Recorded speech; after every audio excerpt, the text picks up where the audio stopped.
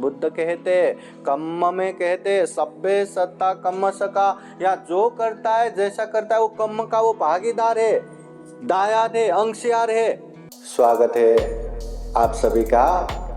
आप लोग देख रहे हैं बुद्धास टीचिंग चैनल और हम यहाँ महाकारुणिक तथागत बुद्धा और उनके शिक्षाओं के विषय में चर्चा करते हैं।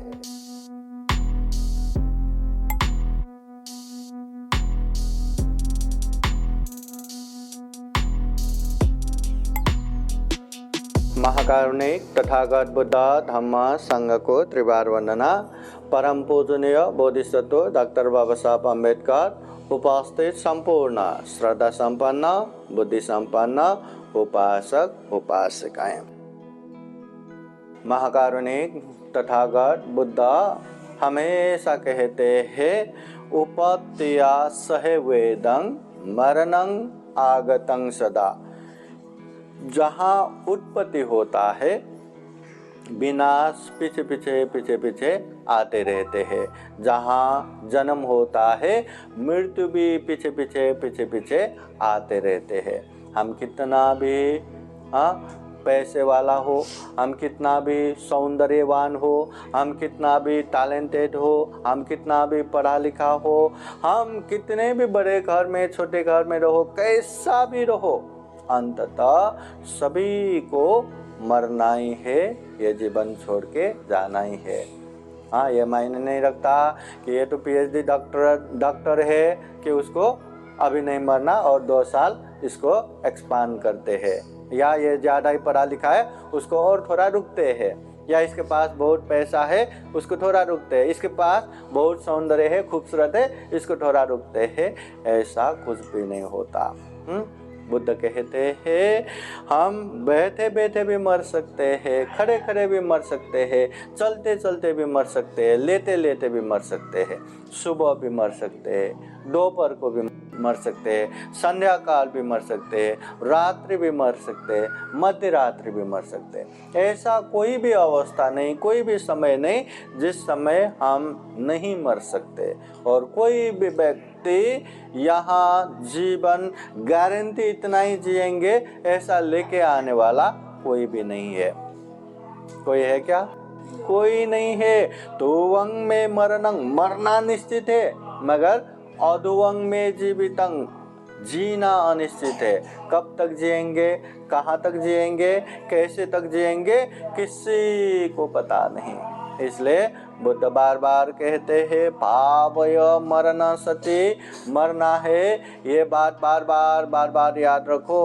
मरना है याद नहीं रखेंगे, न शरीर से अच्छा कर पाएंगे, न वाणी से अच्छा बोल पाएंगे, न मन से अच्छा सोच पाएंगे, क्योंकि मरना याद ही नहीं है। हाँ, जब तक जिएंगे मौज मजे करेंगे, खाओ पियो मौज मजे करो, मरने के बाद देखा जाएगा। मरना याद ही नहीं और कुछ भी करके बैठते हैं। जब बीमार पड़ जाए या जीवन के अंतिम समय आ जाए या बुढ़ापा आ जाए तब बहुत पछतावा करके, अरे मैंने ये किया, मैंने वो किया, अब क्या करूं, अब क्या करूं, अब क्या करूं।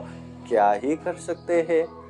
न अंत लिखे न समुद्र मज्जे न पब्बतानंग विवरंग भविष्य।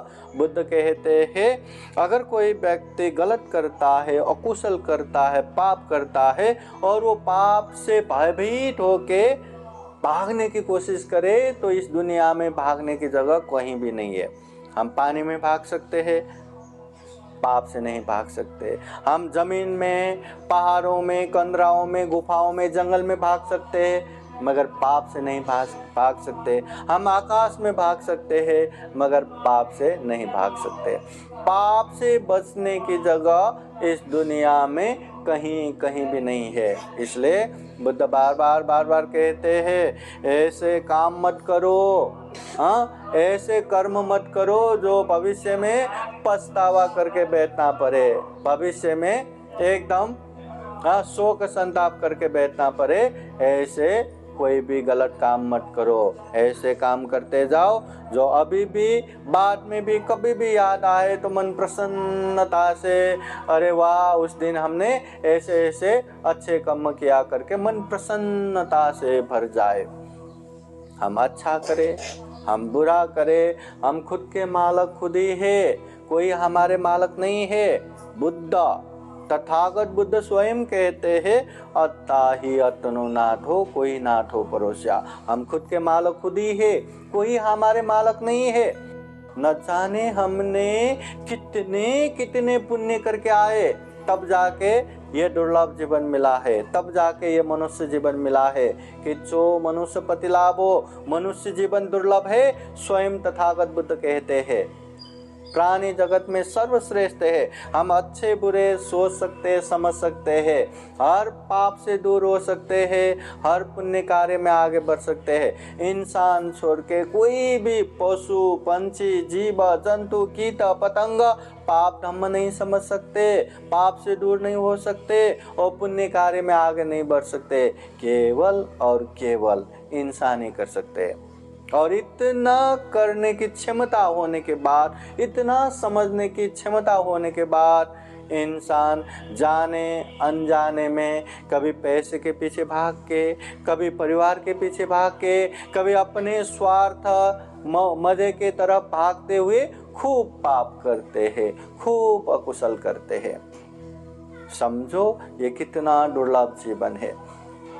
जीते जी अगर हम पुण्य नहीं करेंगे, धम्म नहीं करेंगे, तो हमारे लिए सुख देने वाले, शांति देने वाला यहाँ कोई नहीं है। जब तक जीवन है तब तक ये मेरा परिवार है, ये मेरा पति पत्नी है, ये मेरा संतान है। जीते जी तक ही, मरने के बाद अपना अपना कर्म लेके ही जाना है। जो अच्छा करेंगे उसको अच्छा ही परिणाम मिलेगा, जो बुरा करेंगे उसको बुरा ही परिणाम मिलेगा। अभी देखो ना, सुभद्रा उपासिका गए, हाँ सुभद्रा उपासिका गुजर गए, हाँ मेरा ये संपत्ति है, ये फ्लैट है, ये घर है करके कोई भी धन संपत्ति साथ में लेके गया क्या? लेके जा पाया? नहीं, सब कुछ छोड़ के गया। हाँ मेरे परिवार है, हाँ कितने प्यारे बच्चे लोग हैं, हाँ ये बेटी है, वो बेटी है, वो बेटी है, ये बेटा है, किसी को भी साथ में लेके जा पाया क्या? अगर उनको ऑप्शन मिला कि एक को लेके जा सकते हैं, आपको लेके जाएंगे, आप जाएंगे? आपको लेके जाएंगे, जाएंगे?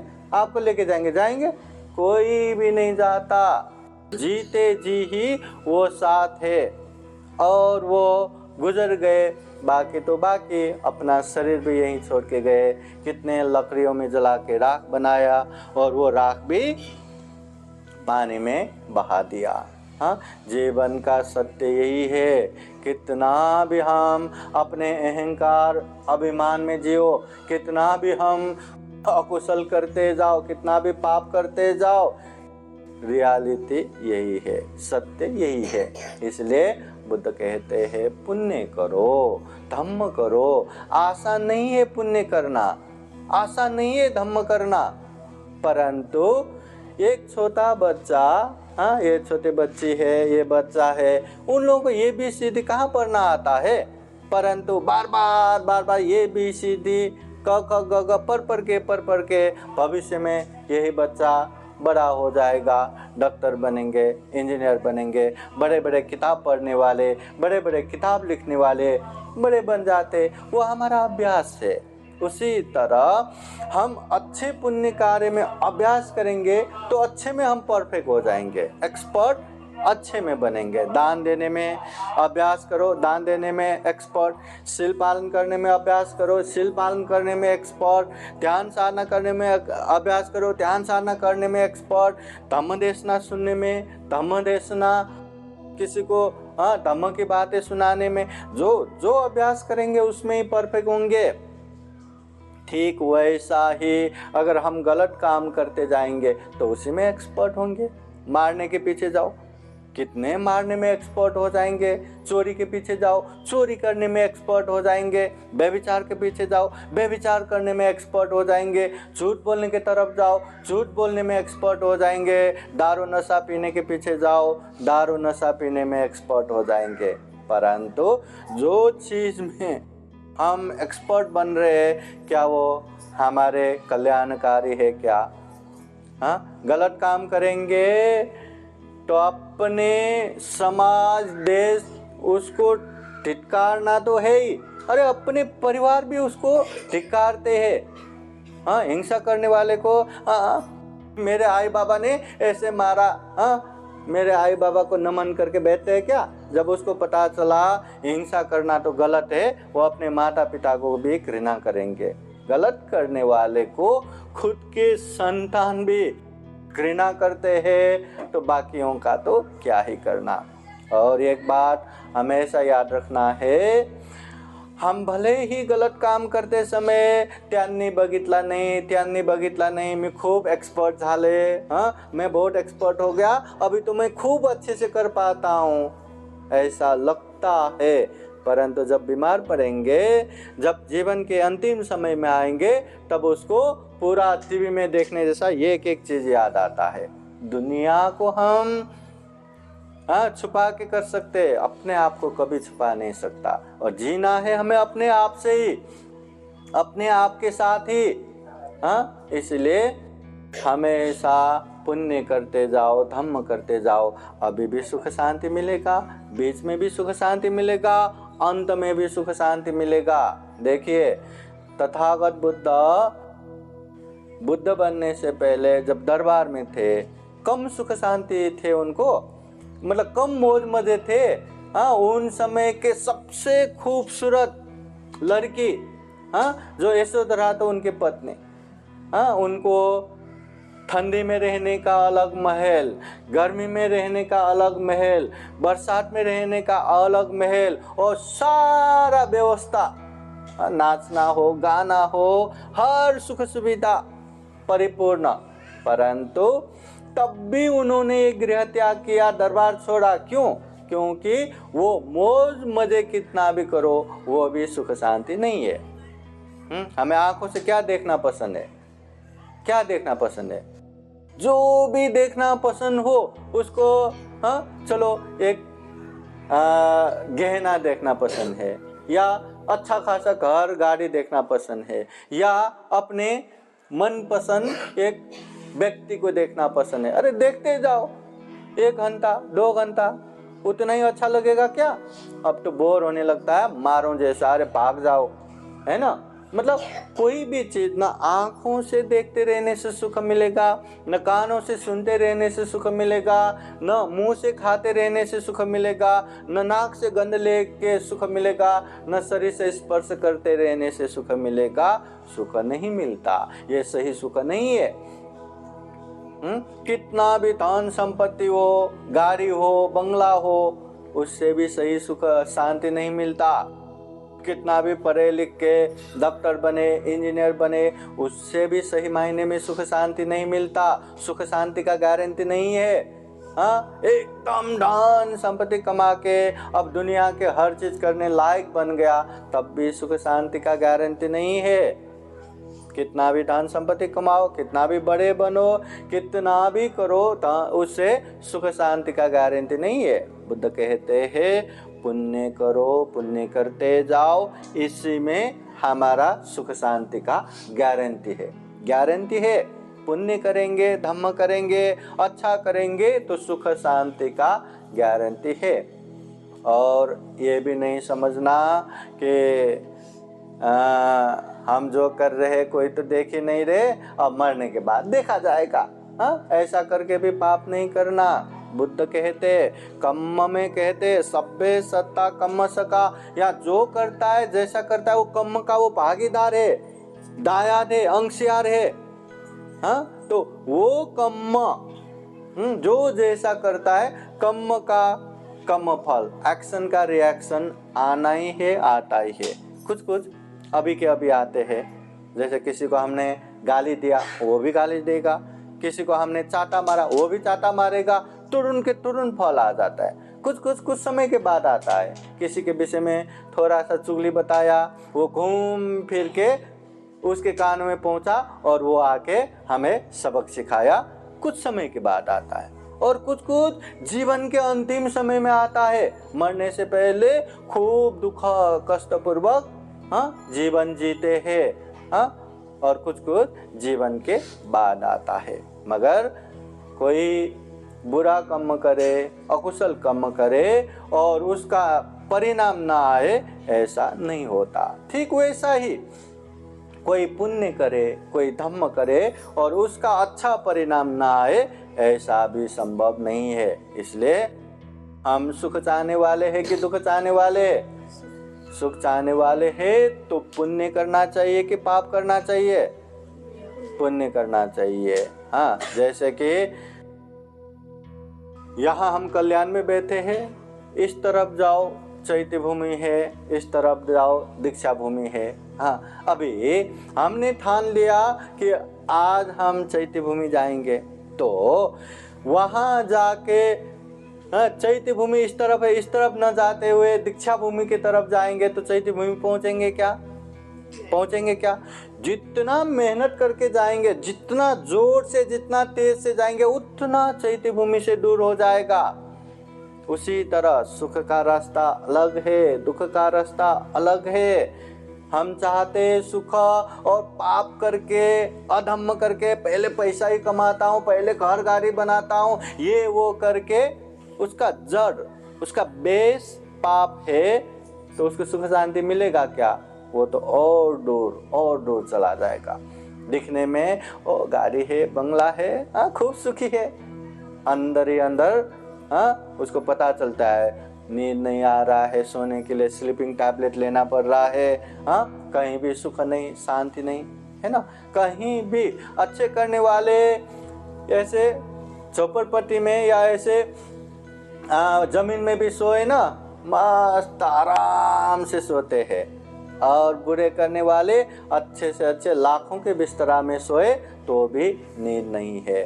हाँ, इसलिए सुख का रास्ता पुण्य ही है, धम्म ही है, तभी सुख शांति मिलेगा। पाप करके सुख शांति मिलेगा, ये हो ही नहीं सकता। हाँ, ये महाकारुणिक तथागत बुद्ध कहते हैं। हाँ, तो बुद्ध की ये वाणी को हमेशा याद रखना।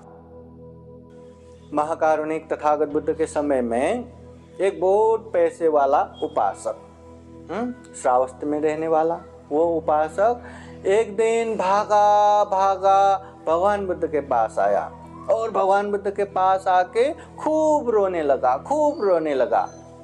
बुद्ध कहते हैं, उपासक क्या हुआ, बताओ तो सही।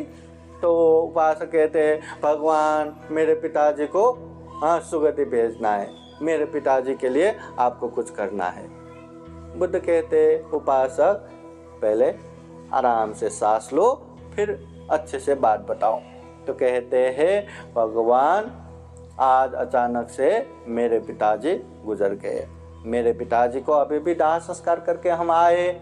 हमने सुना है आप बुद्ध है, आप महाकारुणिक है, आप कुछ भी कर सकते हैं, कैसे भी हो हमारे पिताजी को मतलब तार दो, हमारे पिताजी के लिए कुछ करके दो। महाकारुणिक तथागत बुद्ध है।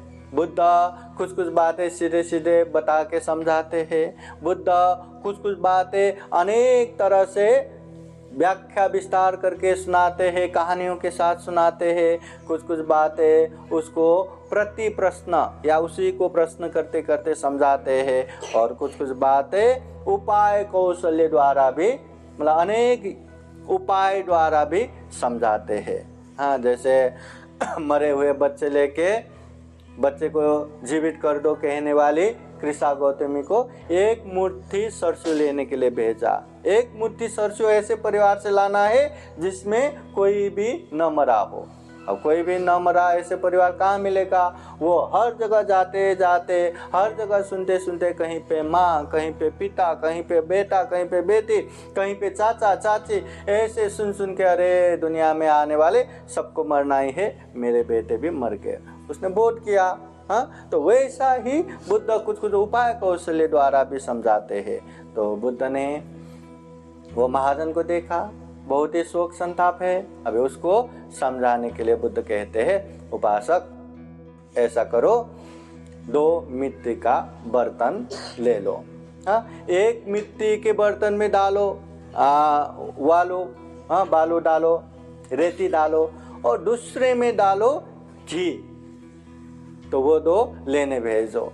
अभी वो तो महाजन है, वो सेठ है, तुरंत अपने नौकर को बोल के 2 मिट्टी के बर्तन में एक में रेती एक में घी लेके आया और बहुत खुश कि भगवान बुद्ध मेरे पिताजी के लिए कुछ करने वाले हैं। तथागत बुद्ध कहते हैं अभी चलो मेरे साथ। हाँ, सबको लेके एक तालाब में गए। तालाब के पास पहुंचने के बाद बुद्ध कहते हैं उपासक अब ऐसा करो, ये रेती वाला जो मिट्टी का बर्तन है इसको पानी के ऊपर डाल के फोड़ दो। महाजन खुश, मेरे पिताजी के लिए तथागत बुद्ध बहुत बड़ा कर्मकांड कर रहे हैं। तो वैसे ही वो रेती का वो मिट्टी का बर्तन फोड़ दिया, सारा रेती पानी में गिर गया। फिर तथागत बुद्ध कहते हैं उपासक अब ऐसा करो कि जो घी वाला मिट्टी का बर्तन भी पानी के ऊपर डालो और उसको भी फोड़ दो। महाजन भगवान बुद्ध मेरे पिताजी के लिए कितना बड़ा कर्मकांड कर रहे, प्रसन्न होके उसको भी फोड़ दिया। अब फोड़ने के बाद घी सारा ये निकल के पानी के ऊपर ही तैरता रहा। उस समय तथागत बुद्ध वो महाजन को कहते हैं महाजन अब ध्यान से देखो और ये काम करो। क्या करना है? तो बुद्ध कहते हैं अब ऐसा करो जो पानी में तैर रहा वो घी है ना, उसको पानी में डूबने वाला बनाओ, और जो पानी में डूबा हुआ रेती है ना उसको पानी में तैरने वाला बनाओ। वो उपासक देखते रहते भगवान बुद्ध क्या कह रहे। बुद्ध फिर से कहते हैं उपासक समझो, ये जो पानी में तैरने वाला घी है उसको पानी में डुबाओ और जो डूबा हुआ रेती है उसको पानी में तैरने लगाओ। तो उपासक कहते हैं भगवान ये कैसे संभव है? हाँ, ये घी हल्का रहता है, वो पानी में तैरता है तो तैर रहा है, और वो रेती भारी है, वो पानी में डूबता है तो वो डूबा हुआ है, उसको तैरने लगाओ, ये कैसे संभव है? तो बुद्ध पूछते हैं संभव नहीं क्या? नहीं नहीं नहीं नहीं नहीं। फिर बुद्ध कहते हैं उपासक सीधी सी बात, सहज सामान्य सी बात, ये तैरने वाले घी को भी हम पानी में नहीं डुबा सकते, वो डूबने वाले रेती को भी पानी में नहीं तैरा सकते। तो ऐसे ही जो व्यक्ति जीवन में घी जैसा पुण्य करता है, धम्म करता है, कुशल कर्म करता है, वो अपने आप ही सुगति की तरफ जाते हैं, अपने आप ही अच्छे जगह पे जाते हैं। ऐसे व्यक्ति के लिए उसके न चाहने वाले हजारों लाखों मिलके अरे हमें वो व्यक्ति पसंद नहीं, वो तो नरक में जाए, नरक में जाए, नरक में जाए, कितना भी प्रार्थना करो, क्या वो नरक में जाएगा? क्या वो दुर्गति में जाएगा? क्या नहीं, क्योंकि उसने अच्छा कर्म किया है। फिर बुद्ध समझाते हैं जिस तरह कोई व्यक्ति पाप करता हो, अकुशल कर्म करता हो, अनेक अनेक गलत काम करता हो, और वो मतलब भारी कर्म करके वो दुर्गति में गए, और उसके चाहने वाले हजारों लाखों मिलके हे भगवान हमारे वो चाहने वाले अमुक व्यक्ति सुगति में जाए, सुगति में जाए, सुगति में जाए, ऐसा संभव है क्या? संभव है? संभव नहीं। अभी यही प्रैक्टिकल एक देखो ना, चैत्य भूमि इस तरफ है, दीक्षा भूमि इस तरफ है, जाना चैत्य भूमि के तरफ परंतु गए दीक्षा भूमि के तरफ। हाँ, अभी जो दीक्षा भूमि के तरफ बढ़ रहे हैं, हमें पता चला कि उसको तो चैत्य भूमि के तरफ जाना है, अभी ये गए दीक्षा भूमि के तरफ, तो हम यहाँ बैठ के हे भगवान वो दीक्षा भूमि नहीं चैत्य भूमि पहुँचे, चैत्य भूमि पहुँचे, पहुँचेंगे क्या? बहुत बड़ा बड़ा पूजा पाठ किया कि नहीं उसका दिशा मुड़ जाए, वो दीक्षा भूमि नहीं चैत्य भूमि पहुँचे करके बहुत बड़ा बड़ा पूजा पाठ करेंगे, तो पहुँचेगा क्या वो चैत्य भूमि? पहुँचेगा? नहीं पहुँच सकता। इतनी सामान्य सी बात है। तो तथागत बुद्ध यही समझाते हैं जो व्यक्ति जीते जी खूब पुण्य करता है, धम्म करता है, वो निश्चित रूप से सुगति ही जाता है, हाँ अच्छे जगह पे ही जाता है। और जो व्यक्ति जीते जी गलत काम करता है और कुशल कर्म करता है वो गलत जगह पे ही जाते हैं। हम जितना भी पुण्य करेंगे, धम्म करेंगे, इस पुण्य के अनुभव से सबका कल्याण हो, मंगल हो, बस ये कामना कर सकते। परंतु मैंने जिंदगी में इतना पुण्य किया है, ये मेरा बच्चा है, चलो इसको मैं आधा देता हूँ, दे सकते क्या? सिर्फ धन संपत्ति बांट के दे सकते हैं। हाँ, पुण्य चलो इसको 20%, इसको 20%, इसको 20% ऐसा दे सकते हैं क्या? नहीं। पाप भी, जो व्यक्ति अकुशल करता है, गलत करता है, पाप करता है, वो पाप भी मेरे इतने सारे बच्चे हैं, चलो थोड़ा थोड़ा तो देता हूँ करके दे सकते हैं क्या? नहीं दे सकते। हमेशा एक बात ख्याल में आते हैं, अगर ऐसे पाप बांट के दे सकते तो कोई व्यक्ति पाप लेने के लिए तैयार होगा कि नहीं? हाँ, आई का पाप सिद्धार्थ लेंगे कि नहीं? आप लेंगे कि नहीं? कोई नहीं लेगा। परंतु पैसा दिया तो लेगा ना। हाँ, अगर कोई पैसे वाला व्यक्ति खूब पाप करके मजे से रह रहे हैं और उसको पता चला कि अभी जीवन का अंतिम समय आया, तो वो तो 100 लोग खड़ा कर सकते हैं ना। सबको 1-1 लाख दिया, 1 करोड़ हो गया। 1 करोड़ में तो ज्यादा नहीं, 1% ही ले लो, सबको 1-1% दिया तो अपना 100% पाप नील हो गया ना, खत्म हो गया ना। हाँ, परंतु ऐसा बांट सकते हैं क्या? बांटने का कोई टेक्नोलॉजी आया है क्या? ऐसा कोई व्यवस्था है? नहीं है। इसलिए इत्तू भी नहीं बांट सकता।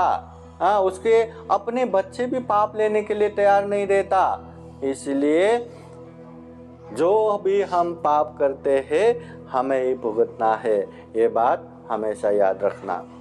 हम किसी को गाली देते समय याद रखना, वो गाली हमें भी सहना पड़ेगा। हम किसी को मारते समय याद रखना, कोई हमें भी ऐसे ही मार सकते हैं।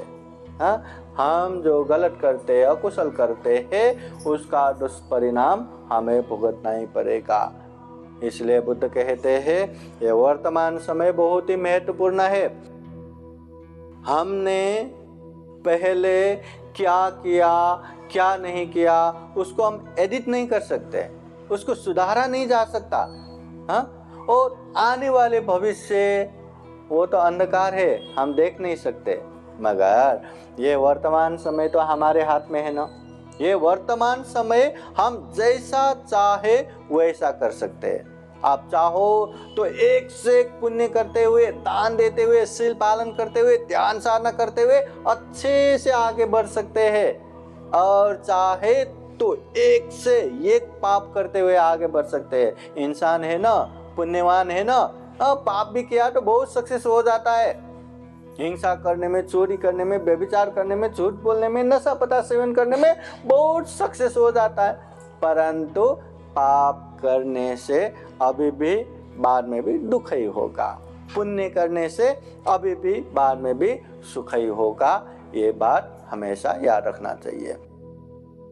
वर्तमान समय हमारे हाथ में है। अब कोई व्यक्ति कहेंगे कि मैंने पहले बहुत पाप किया, बहुत गलत किया, अब मैं क्या करूं? पछतावा करते करते जिंदगी बिताना क्या? हाँ, शोक संताप करते करते छाती पीट पीट के जिंदगी बिताना क्या? नहीं।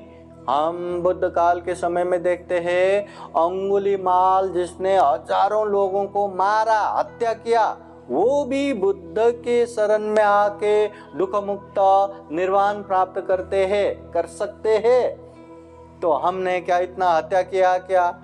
इतना गलत किया क्या? नहीं। तो हम बुद्ध के शरण में जाके अच्छे से धम्म का अभ्यास करके हम दुख मुक्त नहीं हो सकते क्या? हम अच्छे इंसान नहीं बन सकते क्या? आराम से बन सकते हैं। इसलिए कभी भी देरी नहीं होता, जागा तो सवेरा हुआ। जब से धम्म के मार्ग पे चला तो हमारे जीवन में उजाला ही उजाला। जन्म 2 तरह से होते हैं। जिस तरह कोई एक अंधे में जन्म होता है और अंधे को फोड़ के फिर से जन्म होता है, पशु पंछियाँ हैं, वैसे ही हमारा भी एक बार माँ के गर्भ से जन्म हुआ, वो एक बार हो गया, और ये अंधकार के जो अंधा है उसको फोड़ के, मिथ्या दृष्टि के जो अंधा है उसको फोड़ के ज्ञान में, सही धम्म में जो जन्म होता है ये दूसरा जन्म हुआ, और वास्तव में दूसरा जन्म ही हमारा जन्म है। बुद्ध कहते हैं 1 साल नहीं, 2 साल नहीं, 10 साल नहीं, 20 साल नहीं, 100 साल तक भी हम जिए, और वो भी दुष्शील होके, दुराचारी होके, दुष्प्रज्ञ होके, धम्म को न जानते हुए, धम्म को अभ्यास ना करते हुए 100 साल तक भी जिए, वो जीवन का कोई भी लाभ नहीं है, कोई भी अर्थ नहीं है। उसके बदले 100 साल के बदले बुद्ध कहते हैं सिर्फ एक दिन भी श्रद्धावान बन के, शीलवान बन के, धम्मवान बन के, धम्म को अभ्यास करते हुए जिया तो वही श्रेष्ठ है। 100 साल के बदले में 1 दिन जीना भी श्रेष्ठ है।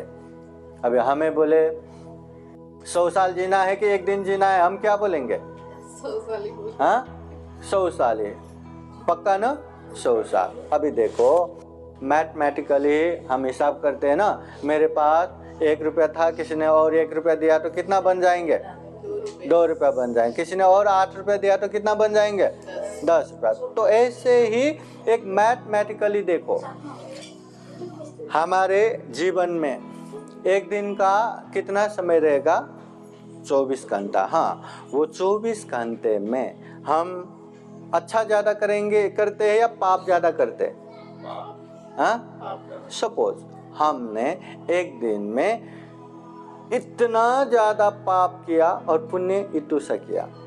अच्छा, जाने अनजाने में थोड़ा सा पुण्य हो रहा है, परंतु जान के हो या अनजान बन के बहुत ज़्यादा पाप हो रहा है। 1 दिन में इतना,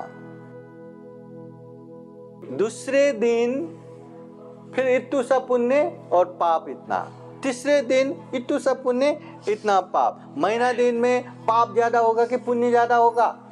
बहुत ज्यादा पाप, इतु सा पुण्य। साल भर में पुण्य ज्यादा होगा कि पाप ज्यादा होगा? बहुत सारा पाप, इतु सा पुण्य। 100 साल में, हाँ, 1 साल मल्टीप्लाई 100 करो, 100 साल में पाप का क्वांटिटी कितना होगा और पुण्य का क्वांटिटी कितना होगा? हाँ, तो वो पाप करने वाले को अभी सुख मिलेगा कि शांति मिलेगा? दुख मिलेगा। हाँ, सुख शांति मिलेगा क्या? दुख ही दुख मिलेगा, तकलीफ ही तकलीफ मिलेगा। तो जितना ज्यादा पाप करके बैठेंगे उतना अपने जीवन के लिए वो अभिशाप हो गया, खुद के लिए वो दुख, खुद के लिए वो तकलीफें पैदा कर रहे हैं। अभी उसके बदले में हम 1 ही दिन जिए, हाँ, 1 ही दिन में एकदम सजग सचेत होके पुण्य करते हुए, धम्म करते हुए, हाँ, अच्छा काम करते हुए और जीते रहे, तो 1 दिन में हमने इतना सारा पुण्य किया और जाने अनजाने में थोड़ा सा पाप हो गया, तो इसका परिणाम क्या होगा? सुख शांति ज्यादा आएगा, और इतु सा पाप किया तो दुख शांति थोड़ा ही आएगा, तकलीफ थोड़ा ही आएगा। तो ये जीवन हमारे लिए अभिशाप हो गया कि वरदान हो गया?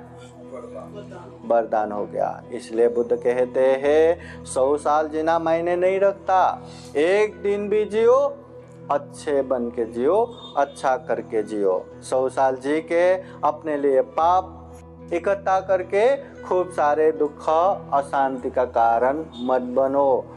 हाँ, ये हमारे गुरुजी और बड़े बड़े गुरुजी जो ज़्यादा ध्यान करने वाले, ऐसे पांते जी कहते हैं जीवन में एक समय आएगा, हर एक के जीवन में एक समय आएगा जब उसको रियलाइज होगा कि ये जीवन कितना दुर्लभ है, एक जीवन कितना अमूल्य है, और ऐसे जीवन में मैं कितना पाप करके, कितना अकुशल करके, कितना गलत करके जी रहा हूँ।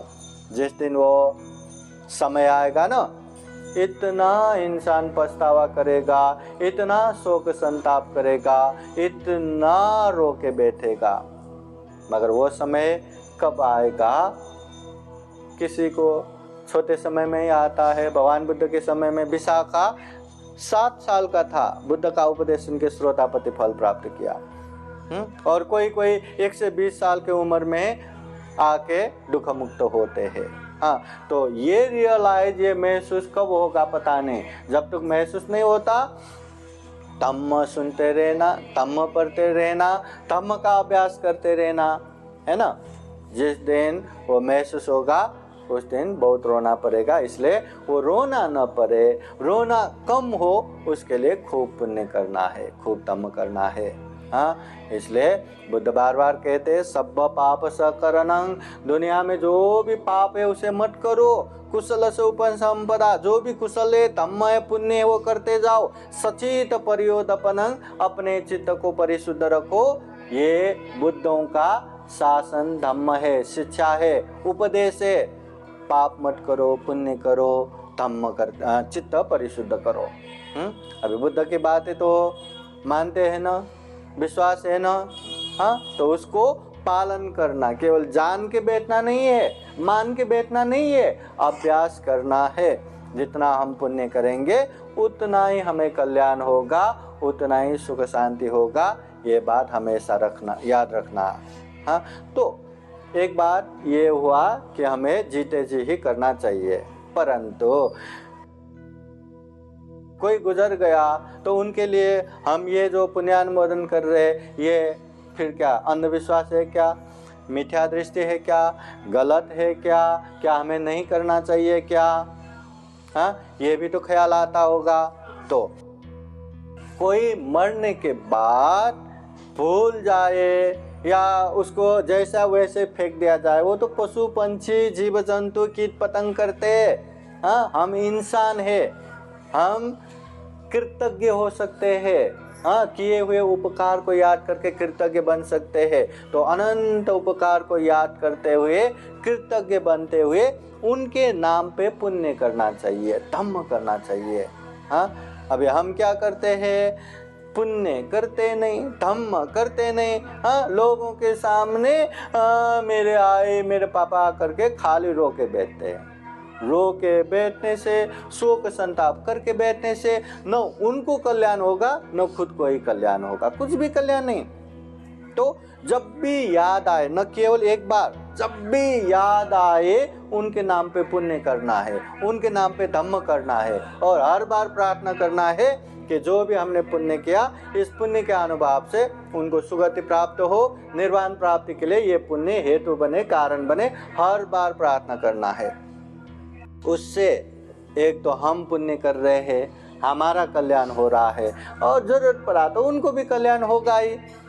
हाँ, तो इसलिए हमेशा ऐसे पुण्य कर्म धम्म करते जाना है। इस पुण्य, हाँ, कोई गुजर गया तो शोक संताप करके बैठना कोई भी लाभ नहीं है। बुद्ध भी ऐसे शोक संताप व्यर्थ की बातें बोलते हैं।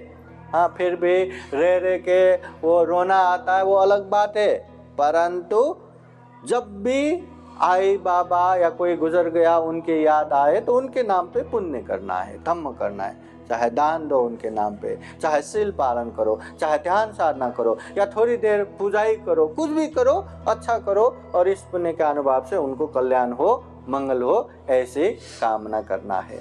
खाली उनका याद आया और अकेले में रोते बैठा, कोई भी फायदा नहीं, और ऐसे मार्ग बुद्ध नहीं बताते। तो अभी माता जी गुजर गए तो उनके नाम पे ये एक बार पुण्य किया बस हो गया, ऐसा भी नहीं होना चाहिए। हाँ, उनका उपकार हर बच्चे के ऊपर है। हाँ, वो बच्चे के कितने भी शाखाएं उपशाखाएं हो गया, सबके ऊपर है। इसलिए जब भी उनका याद आए कोई ना कोई पुण्य करना ही है, धम्म करना ही है, और वो पुण्य द्वारा उनको सुगति प्राप्त हो, निर्वाण प्राप्त हो, ऐसे कामना करते रहना है। एक तो प्रत्यक्ष हमें ही फायदा हो गया, हम पुण्य कर रहे हैं उनके नाम पे, नहीं तो न जाने कौन से गलत चीज, पाप चीज में व्यस्त होंगे। इतना तो पुण्य हो जाता है, इतना तो धम्म हो जाता है, उतना तो कल्याण होगा, और उसके पुण्य द्वारा कल्याण हो, मंगल हो, सुगति प्राप्त हो, निर्वाण प्राप्त हो, ऐसी कामना करते रहना है। और ये कम से कम महीने में एक एक बार उनके नाम पे करते जाना है। साल में 1 साल होने के बाद फिर हर साल करते जाना है। और ये तो दिखावा करना है वो हो गया, बाकी समय में भी जब जब मौका मिले पुण्य कर्म करते जाना है, क्योंकि बहुत बड़ा उपकार है माता का, पिता का। वो उपकार याद करते हुए बहुत सारा पुण्य धर्म करना है। और ऐसा भी रहता है ना, आई बाबा माता पिता जब तक है हम अनेक तरह से खाना पीना रहना हर चीज़ दे के हम उपकार कर सकते हैं, मगर एक बार गुजरने के बाद वो कुछ भी नहीं दे सकते। हाँ, तो पुण्य करके पुण्य अनुमोदन करना, पुण्य द्वारा कामना करना, यही एकमात्र मार्ग है। इसलिए खूब पुण्य करना, खूब धर्म करना, ये दुर्लभ जीवन है, ये अमूल्य जीवन है, ये सर्वश्रेष्ठ जीवन है। ये जीवन को सफल बनाना, सार्थक बनाना, ये हमारे हाथ में ही है, ये हमारा ही काम है। इसलिए यहाँ जो उपस्थित है संपूर्ण उपासक उपासिकाएं और दुनिया के सारे मनुष्यों को सुख चाहिए, दुख नहीं चाहिए, शांति चाहिए, अशांति नहीं चाहिए। इसलिए सारे लोग जीवन में खूब पुण्य करे, खूब धर्म करे। पुण्य धर्म करते हुए ये दुर्लभ जीवन, ये अमूल्य जीवन, प्राणी जगत में सर्वश्रेष्ठ मनुष्य जीवन को सफल बनाए, सार्थक बनाए। अंत में जन्म जरा व्याधि मरण से मुक्त निर्वाण तक प्राप्त कर सके, ऐसे कामना करते हुए ये धम्म देशना यहीं समापन करते हैं। सभी का मंगल हो, सभी का कल्याण हो। भवतु सब मंगलं। साधु साधु साधु। बुद्धं नमामि, बुद्ध को नमन करता हूँ। धम्मं नमामि, धम्म को नमन करता हूँ। संघं नमामि, संघ को नमन करता हूँ।